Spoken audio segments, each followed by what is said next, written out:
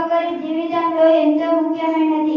ప్రతిరోజు పర్యావరణ పరిరక్షణకై మన వంతు కృషి చేస్తే రాబోయే తరాలకు మంచి పర్యావరణాన్ని, మంచి వాతావరణాన్ని అందించి వారమవుతాము. ప్రతి ఒక్కరూ తమ పుట్టినరోజును ఎంతో ఘనంగా జరుపుకుంటారు.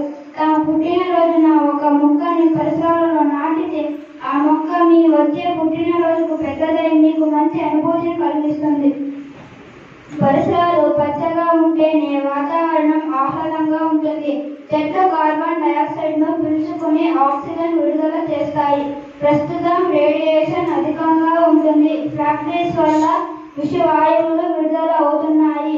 వీటన్నిటిని తట్టుకొని నిలబడాలంటే పచ్చదనమే పరిష్కార మార్గం. చెట్ల వలన ఆక్సిజన్ శాతం పెరుగుతూ కాలుష్యం తగ్గుతూ వర్షాలు పడటానికి కూడా పరోక్షంగా వృక్షాలు సహాయపడతాయి.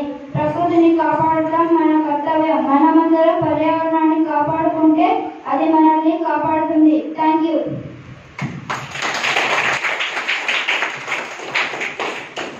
Now I am requesting Chiranjeevi Pranjit give the presentation.